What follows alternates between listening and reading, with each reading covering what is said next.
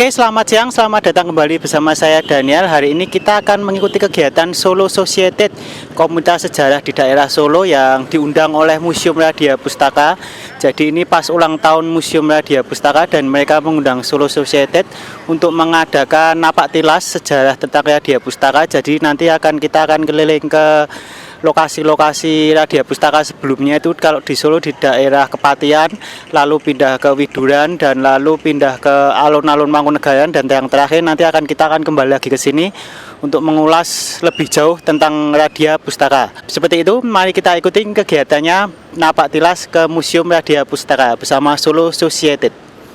Terima kasih Pak Didi dan teman-teman. Di sini kita bukan hanya untuk berkeringat, tapi berusaha untuk menapak sejarah bahwa Radia Pustaka itu dengan umur yang panjang 129 ternyata diawali dari sini. Nah, jadi kita berupaya untuk menggali cerita yang selama ini jarang diketahui oleh publik. Di mana sih letaknya Museum Radia Pustaka sejak awal dulunya itu di mana itu. Nah, di sini kami ada tim Solo Society akan mengajak teman-teman untuk bersehat ria tapi juga untuk memanen cerita. Nanti banyak sekali dedongengan yang akan kami bagikan. Bukan hanya Kepatihan, bukan hanya Radia Pustaka, tapi kita sesuai jelajah nanti ada titik-titik penting yang berkaitan dengan sejarah Solo gitu. Jadi kita sembari jalan nanti habis ini rutenya kita mampir ke Pasar Widuran. Itu Pasar Widuran di sebelah situ kita akan ceritakan. Terus kemudian kita ke barat sampai Roti Ganep itu belok ke kiri ya. Ke kiri itu nanti ada Pringgading, jembatan Pringgading. Kemudian kita akan ke kanan, itu ada toko sepatu Sadino. Nah, habis Sadino kita muter di Mangkunegaran, kita masuk ke Pamedan. Jadi alun-alunnya Mangkunegaran. Kita di sana akan bercerita lagi. Itu. Kemudian kita lanjut menuju arah PKU, terus kemudian ada perempatan itu ke Swidari. Gitu. Dan kita finish akhirnya nanti di Swidari di Radia Pustaka kita akan menggelar diskusinya. Jadi di sini kita sehat-sehat dulu dan dongengan tipis-tipis. Nanti kalau ada pertanyaan teman-teman bisa disimpan dulu. Itu. Nah, jadi kita tanyakan nanti pada saat acara diskusi kita akan menjawab rasa penasaran teman-teman. Gitu, Ge? Oke ya. Oke, sebelum kita mulai kita barangkali bisa berfoto dulu di sana dengan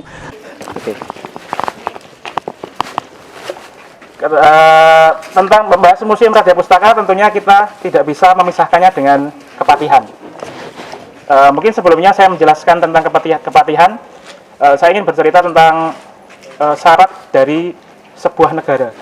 Jadi sebuah negara dikatakan itu sah menjadi sebuah negara itu ada 3. Yang pertama adalah wilayah, yang kedua penduduk, dan yang ketiga adalah bentuk pemerintahan. Kalau di Inggris, kita masih bisa melihat Buckingham Palace dan sistemnya. Kalau di Brunei Darussalam, kita masih ada istana Intan Bolkiahnya dan sistemnya. Nah, di negeri kita ini, di negeri Surakarta, kita juga mempunyai sistem yang sebenarnya juga sudah lama, dan itu merupakan kelanjutan dari Kerajaan Mataram Islam yang ada di Kota Gede. Terakhir di Surakarta itu berpindah tahun 1745, perpindahan ibu kota dari Kartosuro ke Surakarta. Jadi itu adalah sebenarnya warisan dari para leluhur kita yang harus kita uri-uri dan harus kita jaga. Jaga dalam artian jaga tentang nilai luhur-luhurnya yang ada pada waktu itu. Dan kalau Majapahit, kita mengenal ada Hayam Wuruk beserta Mahapatih Gajah Mada yang menguasai Nusantara. Kalau di Eropa ada kerajaan Turki Utsmani, kita kenal The Magnificent Sultan Sulaiman Al-Qanuni bersama Pargali Ibrahim Pasha yang menguasai hampir separuh Eropa. Dan di Surakarta kita juga memiliki hal yang sama, kolaborasi antara seorang raja dan juga patihnya.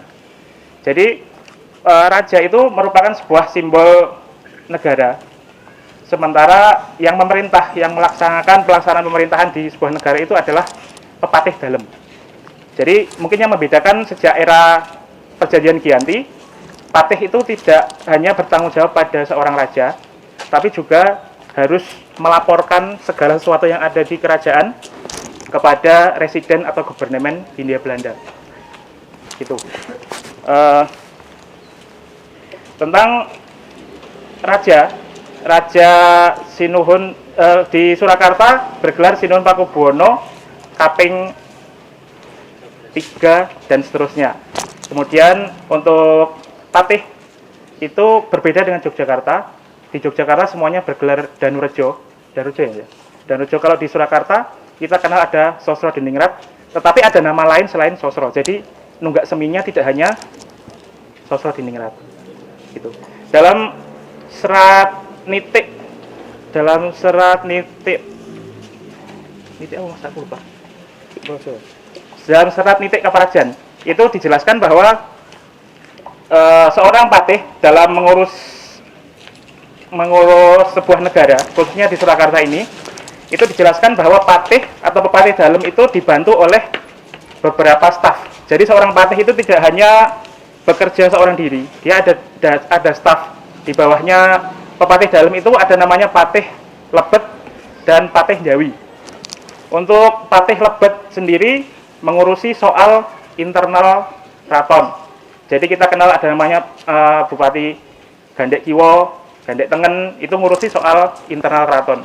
Sementara tentang patih jawi itu membawahi dari berbagai masalah, berbagai persoalan yang ada di keraton. Jadi tentang hukum, tentang administrasi, tentang hubungan dengan bupati-bupati yang ada di wilayah Kasunanan seperti Sragen, Klaten, Karanganyar, Mangkunegaran. Jadi Sragen, Boyolali, Klaten, terus ada Kartosuro, itu semuanya di bawah koordinasi dari Patih Jawi. Jadi tidak hanya soal tentang pemerintahan, soal hukum itu juga di bawah dari kepatihan ini. Jadi bangunan yang ada di sebelah barat kita ini adalah kejaksaan. Kejaksaan sendiri sebenarnya adalah salah satu sub bagian kecil dari kepatihan sendiri. Tapi kalau saat ini kita melihat yang mendominasi itu ya kejaksaan. Padahal pada waktu itu kejaksaan itu hanya salah satu sub yang kecil di antara sub-sub yang lain di kepatihan. Jadi patih dalem itu dibantu oleh seorang patih Jobo dan patih lebet. Selain itu juga ada dinas-dinas yang lain, seperti kalau istilahnya reh, ada namanya reh projo, ada reh administrasi negara, kemudian ada reh tentang kesekretariatan negara. Salah satu tokoh yang terkenal di kepatihan, jadi ada beberapa nama yang dari dalam tembok kepatihan ini yang berperan dalam pergerakan nasional. Dari pergerakan nasional, pra kemerdekaan sampai dengan pasca kemerdekaan, ada beberapa nama yang muncul dari dalam tembok kepatihan ini. Salah satunya ada Patih Sosronegoro keempat. Beliau ini adalah sosok yang sangat berwawasan luas. Beliau mempunyai konsep bahwa semua budaya yang ada di Jawa ini pasti ada dasarnya, ada paugerannya. Beliau mengumpulkan dalam satu tempat, yaitu Pahaman Raja Pustaka ini. Kemudian ada tokoh lain, putranya, yaitu KRMA Wuryaningrat. Beliau ini termasuk nama yang ada di PPKI di era prakemerdekaan Indonesia. Selain itu, beliau juga menjabat sebagai ketua dari Budi Utomo, organisasi perintis Pergerakan Nasional Indonesia. Dan setelah itu juga ada salah satu nama, yaitu Raden Mas Tumenggung Wongsonegoro. Beliau ini adalah pengageng dari Pangreh Projo di Kepatihan. Peran beliau sangat vital, walaupun namanya tidak pernah muncul, tetapi salah satu karya monumentalnya dia berhasil berkorespondensi dengan Pangeran Suryomijaya untuk menginisiasi pembentukan Stadion Sriwedari. Selain itu, beliau juga menjadi sebelum Indonesia merdeka, beliau menjadi salah satu bupati di wilayah Surakarta. Bupati, ada yang tahu Bupati Wongsonegoro? Belum tahu ya. Bupati Wongsonegoro itu Bupati Sragen di era pra kemerdekaan. Kemudian setelah kemerdekaan beliau mendapat kehormatan untuk menjadi gubernur pertama Jawa Tengah di era kemerdekaan. Seperti itu. Langsung ke lokasi ya. Jadi tempat Paheman Raja Pustaka, kita tidak punya gambaran yang sangat detail dari tulisan atau tentang foto itu tidak ada detail. Cuman kita hanya apa ya, meraba-raba. Jadi beberapa bukti, beberapa fakta, terus ada cerita lisan yang kita rangkum, kemudian kita langsung survei ke lokasi. Katanya bekas Museum Raja Pustaka yang ada di Kepatihan itu ada di sebelah timur. Ada di sebelah timur dari bangunan kejaksaan yang sekarang ini. Kalau yang bagian selatan ini sepertinya bangunan baru. Yang bagian selatan, kami menemukan beberapa kode atau beberapa ciri-ciri yang itu kayaknya Raja Pustaka yang lama. Yuk langsung ke sana. Ya. Teman-teman langsung ke arah utara ya. Langsung ke arah utara ya. Ini adalah salah satu sisa yang kemarin waktu kejadian Swapraja tidak dibakar. Tetapi karena bangunan ini memang semenjak Museum Raja Pustaka berpindah dari tempat ini memang dikosongkan, jadi tidak pernah digunakan. Jadi ketika kejadian pembakaran Kepatihan, ini tidak dibakar, tetapi ya seperti ini, memang situasinya dikosongkan, dibiarkan sampai saat ini. Kalau sudut ini kemungkinan ini adalah ngejaman. Itu dulu jam, kemungkinan ya. Kalau melihat dari bentuknya itu kayaknya jam.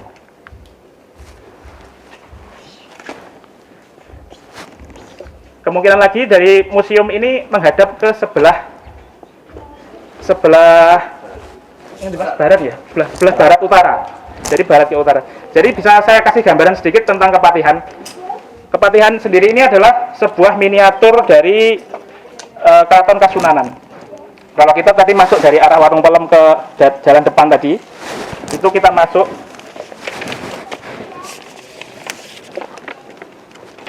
Nah, gambarannya kurang lebih seperti ini.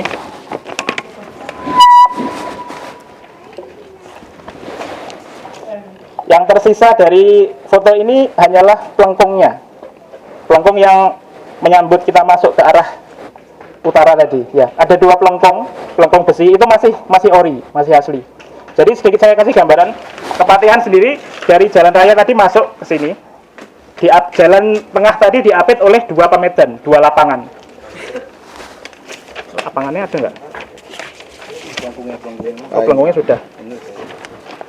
Nah, ketika dari jalan besar tadi kiri kanan ada pemedan lapangan, dan di sebelah lapangan barat itu ada kandang kuda dan kandang kereta.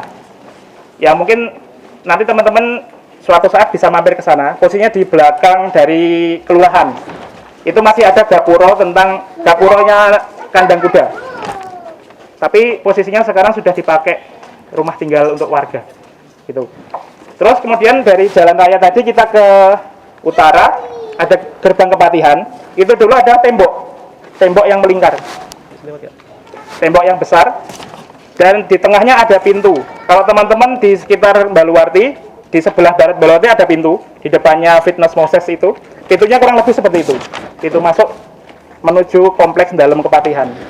Kemudian kalau kita masuk ke pintunya, kita akan menemukan sebuah pendopo yang sangat mewah seperti ini bentuknya. Kalau saya tidak lebay, kalau saya boleh mengatakan pendopo Perdana Menteri yang paling keren di Asia itu adalah pendopo kita. Pendopo Kepatihan.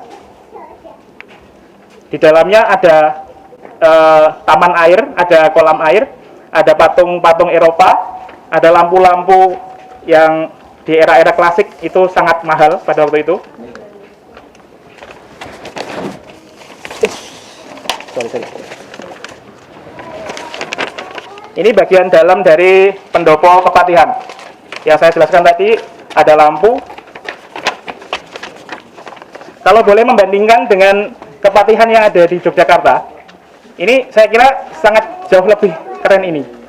Saya bukan orang arsitek, tetapi saya tahu kalau ini lebih keren daripada Yogyakarta. Ini bukan membandingkan ya, ini cuman antara sesama Trah Mataram yang paling keren itu saya kira Kepatihan di Kasunanan Surakarta. Ini sebenarnya. Ingin di bagian dalam.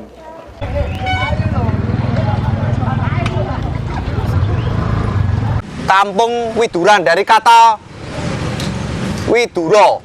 Nah, itu nama seorang pangeran. Dulu kan nama itu mempunyai doa ya, ada istilah, ada makna. Widuro itu bijak, cerdas, wicaksono, itu artinya. Jadi orang yang terkenal pada saat itu biasanya langsung dipakai, dihormati untuk nama kampung. Nah, terus kemudian berkaitan dengan Kepatihan, kampung ini lama-lamaan kemudian menjadi ramai. Ada transaksi ekonomi. Karena apa? Jangan salah bahwa gaji para abdi dalam itu dulunya nyadongnya di Kepatihan. Jadi tidak raja memberi langsung uang itu enggak, tapi ada sistem ekonomi birokrasi, yaitu nompo blonjo lah. Ada istilah blonjo dalam serat sejarah Kutha Solo itu si siapa itu lupa aku, orang on the street dari Sragen itu menulis setiap hari tertentu itu para abdi dalam nyadong blonjo ke Kepatihan. Nah, di situ kan ada orang membawa uang. Itu kemudian mereka jajan, mampir warung. Nah, pertama itu, terus kemudian faktor kedua, kita harus ingat bahwa ini adalah bagian dari ekologi budaya pecinan. Di situ kan ada pasar gede.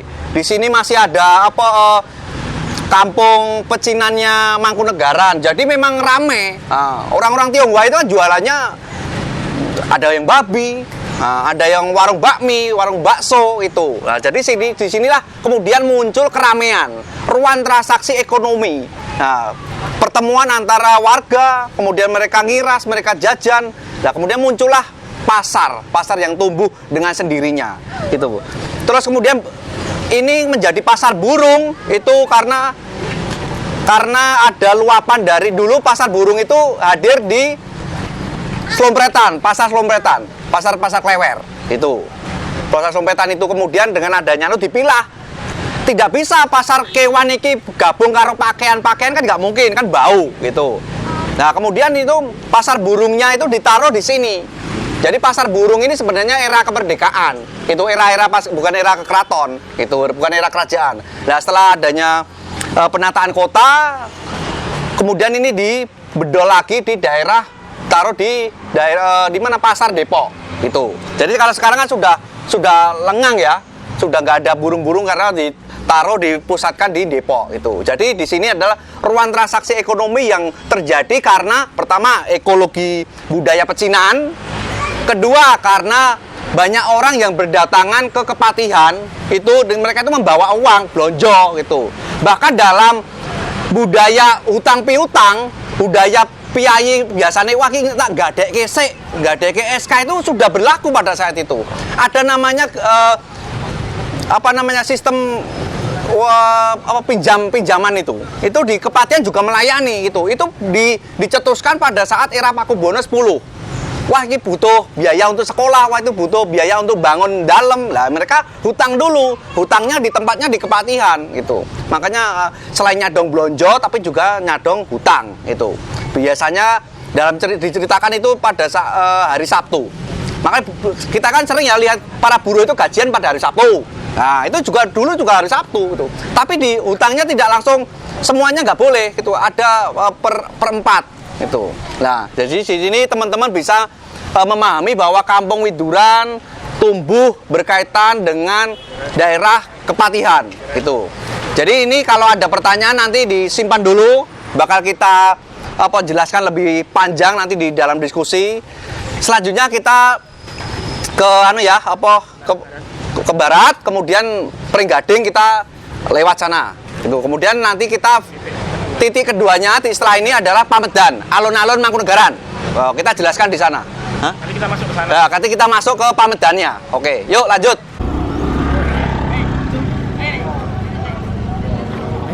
Ji.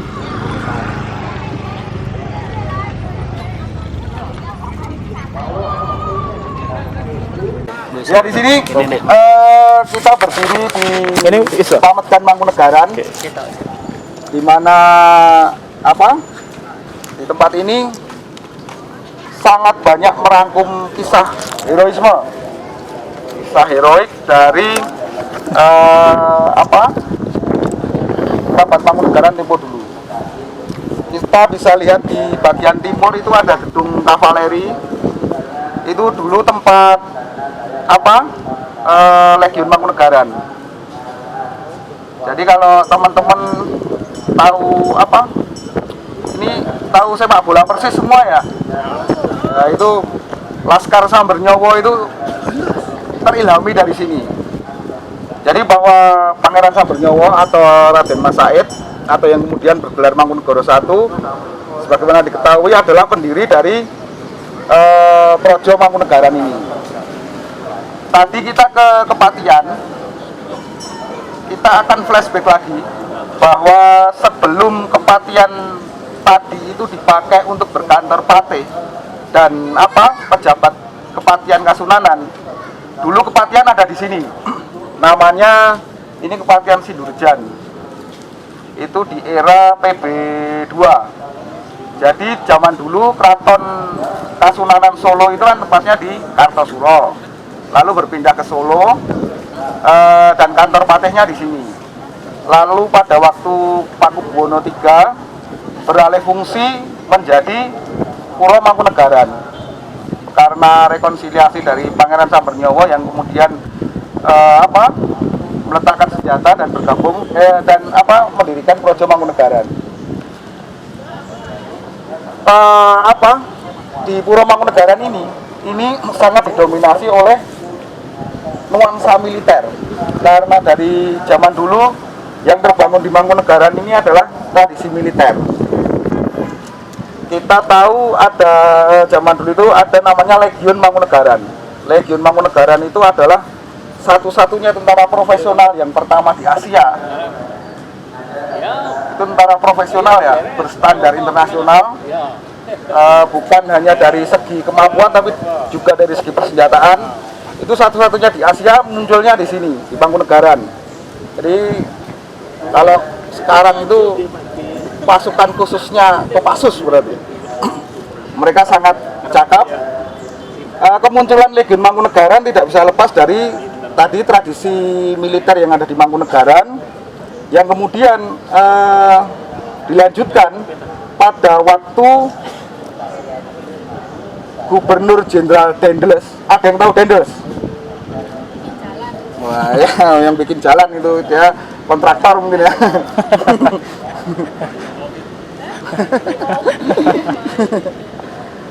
Ya itu jadi gini, kemunculan Legiun Mangkunegaran itu dipengaruhi oleh faktor internasional. Jadi jangan disepelekan bahwa di Solo ini dulu kota kerajaan itu ternyata juga memiliki imbas dari dunia internasional. Pada waktu itu kerajaan Belanda yang dikuasai oleh Perancis berperang dengan Inggris. Pulau Jawa yang dikuasai oleh Dendels yang notabene adalah bawaan dari Kaisar Napoleon Bonaparte. Nanti kalau ke radio bisa dilihat itu kotak musik ya Mas ya. Itu orgel itu dari Napoleon Bonaparte, itu juga pada masa yang sama dengan yang saya ceritakan ini. Membentuk satuan pasukan berstandar profesional di Mangkunegaran, karena Dendels mengetahui bahwa di antara 4 kerajaan Jawa waktu itu hanya Mangkunegaran yang memiliki kecakapan secara militer. Sebelum ada Legiun di Mangkunegaran itu sudah ada 22 unsur kesatuan perang. Itu yang digunakan oleh Pangeran Sambernyowo waktu bergerilya selama 16 tahun melawan penjajahan Belanda. Dari 22 unsur kesatuan tempur itu dimodifikasi, ditambahilah unsur itu kavaleri, artileri, dan infanteri. Jadi tentara-tentara profesional yang bernama Legiun Mangkunegaran ini kemudian pada era Dendels itu digunakan untuk bekerja sama menanggulangi bahaya serangan Inggris. Tapi sejarah berkata lain bahwa Inggris kemudian menaklukkan Prancis, dan kemudian datanglah Gubernur Jenderal Raffles. Ini agak terkenal. Raffles, ada yang pernah dengar Raffles? Kaitannya bunga bangkai. Padang. Semasa Raffles, kesatuan ini sempat dibubarkan, tapi kemudian diaktifkan lagi, dibentuk menjadi lebih profesional. Jadi ada beberapa operasi penting yang dijalankan oleh Legiun Mangkunegaran. Di antaranya adalah penaklukan perompak bajak laut di Bangka itu tahun 1819-an. Kemudian meredam gejolak pemberontakan Pangeran Diponegoro. Lalu Imam Bonjol, ada yang tahu ya? Nah, itu Legiun Mangkunegaran juga sempat ada di Sumatera. Kemudian waktu Perang Aceh, dan yang terakhir tahun 1942 waktu Jepang mendarat di Indonesia, Kepulauan Indonesia, waktu itu di daerah Tarakan, Kalimantan, itu ada laporan Belanda menyatakan bahwa satu-satunya kesatuan tempur dari pemerintah Hindia Belanda yang masih bertahan, istilahnya the last man standing ya. The last man standing itu adalah Legiun Mangkunegaran. Mereka bertahan di kotak senapan mesin sampai Jepang menghabisi mereka. Jadi tidak ada kata mundur bagi Legiun Mangkunegaran. Semangat itu kemudian diadopsi oleh, seperti kita tahu sekarang ini, sepak bola Persis. Mereka mengadopsi nama supporternya Laskar Sambernyowo dengan harapan memiliki jiwa patriot, heroisme seperti itu. Jadi gini, selain Legiun Mangkunegaran, ada kesatuan yang sangat-sangat fenomenal. Jadi sebelum R.A. Kartini dengan emansipasi wanitanya, ternyata di Mangkunegaran ini sudah ada. Itu dengan adanya kesatuan Ladrang Mangungkong Estri. Jadi pasukan khusus yang hanya beranggotakan kaum perempuan. Mereka sangat jago dalam memanah dan menembak dengan berkuda. Nah, itu kalau memanah dan menembak mungkin banyak ya, tapi sambil berkuda itu perbandingannya kalau di sejarah dunia itu hanya tentara Mongol. Bilekan itu mereka spesialis memanah sambil berkuda. Nah, di Jawa ada, itu Ladrang Mangungkong Estri. Kaitannya dengan tadi kita ke Kepatian terus ke sini, itu ternyata ada benang merahnya, bahwa Kepatian yang tadi diceritakan Mas Fauzi sebagai titik kemunculan dari sebuah pemikiran dengan adanya pahaman Radio Pustaka, itu juga menginspirasi dari pihak Mangkunegaran dengan munculnya kemudian Java Institute. Kalau di sana dimotori oleh sosok Diningrat 4, di sini dimotori oleh Mangkunegara 7. Jadi pertarungan pemikiran waktu itu memang sangat menjadi nuansa di kota Solo oleh para petinggi-petinggi kerajaan, dua kerajaan Kasunanan dan Mangkunegaran. Nanti dari sini kita akan lanjut ke radio.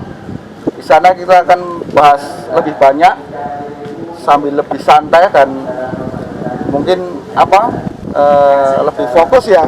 Karena di sini anginnya kenceng banget ini. Mungkin segitu dari kami. Kalau nanti ada pertanyaan bisa disampaikan di museum. Ketimbang nanti juga selak panas ini.